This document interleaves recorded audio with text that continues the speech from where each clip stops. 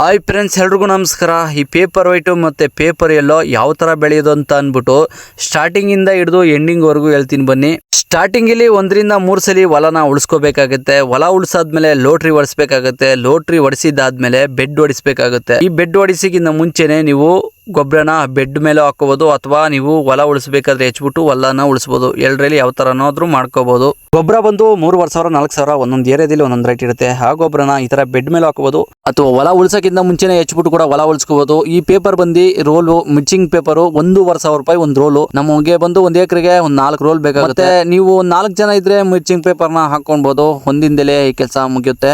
Mixing paper ಹಾಕಿಂದ ಮುಂಚೆನೆ drips pipe ಹಾಕ್ಬಿಟ್ಟು 2 ದಿವಸ ನೀರು ಬಿಟ್ಟು ನೆನ್ಸ್ಕೋಬೇಕಾಗುತ್ತೆ. ನೆನ್ಸ್ಕೊಂಡಾದ್ಮೇಲೆ 2 ದಿವಸ ಆದ್ಮೇಲೆ ನಾರು ತಂದಿರೋದನ್ನ ಒಂದು ಬಿದಿರು ದೊಣ್ಣೆ ತಗೊಂಡು ಸಾರ್ಟ್ ಮಾಡ್ಬಿಟ್ಟು ಚುಚ್ಚಿ ನಾಟಿ ಮಾಡ್ಕೊಂಡ್ ಬರ್ತಾ ಇದ್ರೆ ನೋಡಿ, ಒಂದು ನಾಟಿ ಮಾಡಿ 1 ವಾರ ಆದ್ಮೇಲೆ ಇದಕ್ಕೆ ಒಂದು ಗೊಬ್ಬರ ಬಿಡಬೇಕಾಗುತ್ತೆ. ಪ್ಯಾಕೆಟ್ ಯೂಮಿಕ್ ಅಂತ ಹೇಳ್ಬಿಟ್ಟು ಬ್ರ್ಯಾಂಡು. ಇದು 1 kg ಬಂದು 800 ರೂಪಾಯಿ ಇರುತ್ತೆ. ತಗೊಂಡ್ಬಿಟ್ರೆ ಚೆನ್ನಾಗಿ ಸಿಗರ್ ಕೂಡ ಬರುತ್ತೆ. ಗಿಡಕ್ಕೆ ಒಂದು 15 ರಿಂದ 20 ದಿವಸ ಆದ್ಮೇಲೆ ಫಸ್ಟ್ನೇ ಕುಡಿ ಕಿತ್ತಾಕ್ಬೇಕು. ಇದು 1 ತಿಂಗಳ ಗಿಡ ಆದ್ಮೇಲೆ ನಾನು ಕೂಡ ಈ ಎಳ್ನೇ ಕುಡಿ ಕಿತ್ತಾಕ್ತಾ ಇದ್ದೀನಿ. ಈ ಕುಡಿ ಕಿತ್ತಾಕಿದ್ರೆ ಚೆನ್ನಾಗಿ ನೀಟಾಗಿ ಈ ಚಿಗುರು ಹೊಡ್ಕೊಂಡು ಕಪ್ಪಳು ಹೊಡ್ಕೊಂಡು ಹೂವು ಜಾಸ್ತಿ ಬಿಡುತ್ತೆ ನಮಗೆ. ನೋಡಿ, ಔಷಧಿ ಅಂತ ಬಂದರೆ 1 ವಾರಕ್ಕೆ ಒಂದೊಂದು ಸರಿ ಔಷಧಿ ಹೊಡಿಬೇಕಾಗತ್ತೆ ಇದಕ್ಕೆ. ಇಲ್ಲಾಂತಂದರೆ ಸ್ಟಾರ್ಟಿಂಗ್ ಸ್ಟೇಜಲ್ಲಿ ಬಂದು ಈ ಥರ ಬಚ್ಚೆ ಹುಳ ಬೀಳುತ್ತೆ ನೋಡಿ, ಈ ಥರ ಇರೋದು. ಇದನ್ನ ಫೋಟೋ ತೊಗೊಂಡೋಗಿ ಅಂಗಡಿಲಿ ಕೊಟ್ಟರೆ ನೋಡಿ, ಔಷಧಿ ಅಂಗಡಿಲಿ ಇದಕ್ಕೆ ಬೇಕು ಮದ್ದು ನಮಗೆ ಸ್ಟ್ರಾಂಗ್ ಕೊಡಿ ಅಂತ ಹೇಳ್ಬಿಟ್ಟು ತಗೊಬಂದು ಔಷಧಿ ಹೊಡೆದ್ರೆ 1 ವಾರದಲ್ಲಿ 2 ಸಲ ಹೊಡೆದ್ರೆ ಇದು ನಮ್ಮ ತೋಟದಲ್ಲಿರೋಂಥ ಹುಳುಗಳೆಲ್ಲ ಸತ್ತೋಗ್ತವೆ. ಸಾಮಂತಿಗೆ ನಾಟಿ ಮಾಡಿ 2.5 ರಿಂದ 3 ತಿಂಗಳಿಗೆ ಸ್ಯಾಂಪಲ್ ಬರೋ ಟೈಮ್ಗೆ ನೋಡಿ ಥ್ರಿಪ್ಸ್ ಅಟ್ಯಾಕ್ ಆಗುತ್ತೆ. ಆವಾಗಂತೂ ಭಾಳ ಹುಷಾರಾಗಿರಬೇಕು. ಆ ಥ್ರಿಪ್ಸ್ ಅಟ್ಯಾಕ್ ಆದರೆ ನೋಡಿ ಈ ಥರ ಇರುತ್ತೆ. ಥ್ರಿಪ್ಸ್ ಅಂತಂದರೆ ಇಲ್ಲಿ ನೋಡಿ ಕಾಣಿಸ್ತಾ ಇದೆಯಲ್ಲ, ಈ ಥರ ಇರುತ್ತೆ. ಈ ಪೂಚಿ ಬಂದು ಅಟ್ಯಾಕ್ ಆಗಿದ್ರೆ ಹೂವನ್ನೇ ಹಾಳು ಮಾಡಿಬಿಡುತ್ತೆ. ಒಂಥರ ಹೂವೆಲ್ಲ ಕೆಳಗಡೆ ಬಾಡ್ಕೊಂಡಂಗೆ ಒಂಥರ ಎಲೆ ಎಲ್ಲ ಇದಾದಂಗೆ ಆಗುತ್ತೆ. ಇದು ಅಟ್ಯಾಕ್ ಆದರೂ ಗಿಡಕ್ಕೂ ಎಫೆಕ್ಟೆ ಮತ್ತು ಹೂಕ್ಕೂ ಎಫೆಕ್ಟೆ. ಇದು ಅಟ್ಯಾಕ್ ಹಾಕಕ್ಕೆ ಬಿಡಬೇಡಿ. ಅದಕ್ಕೂ ಮುಂಚೆನೇ ಇದನ್ನು ಔಷಧಿ ಹೊಡಿಸಿ ಎಲ್ಲನೂ ಗಿಡ ನೀಟಾಗಿ ಇಟ್ಕೊಳ್ಳಿ.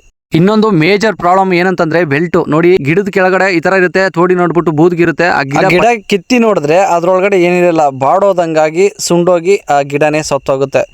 ಇದಕ್ಕೆ ನೋಡಿ ಮುದ್ದಂಗಡಿಲಿ ಔಷಧಿ ಕೊಡ್ತಾರೆ.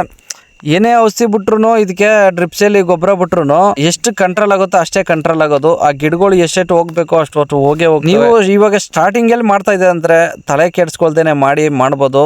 ಏನಿಲ್ಲ ನೋಡಿ, ಈ ತರ ಹೂವು ನೀಟಾಗಿ ಬಂದ್ರೆ ಒಳ್ಳೆ ರೇಟ್ ಹೋಗುತ್ತೆ. ನೋಡಿ, ದಸರಾ ಮತ್ತೆ ಗಣೇಶನ ಹಬ್ಬ, ವರಲಕ್ಷ್ಮಿ ಹಬ್ಬ ಆ ತರ ಬಂದಾಗ ಹೂವು ಒಳ್ಳೆ ರೇಟಲ್ಲೇ ಇರುತ್ತೆ. ಹೂದಲ್ಲಂತೂ ಲಾಸೇ ಆಗಲ್ಲ.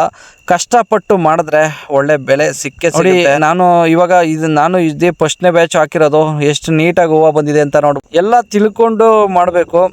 ನಾವು ಅಲ್ಲಿ ಅಕ್ಕಪಕ್ಕ ತೋಟಗಳೆಲ್ಲ ಕೇಳಿ ಮಾಡಿದ್ವಿ. ತುಂಬ ಚೆನ್ನಾಗೇ ಬಂದಿದೆ ಹೂವು. ಮತ್ತು ಇನ್ನೊಂದು ವೆರೈಟಿ ಹಾಕಿದ್ದೀವಿ, ಇದು ನಾಟಿ. ಇದು 5 ತಿಂಗಳ ವೆರೈಟಿ. ಇದೂ ಬರೋದು ಸ್ವಲ್ಪ ಲೇಟ್ ಆಗಿದೆ.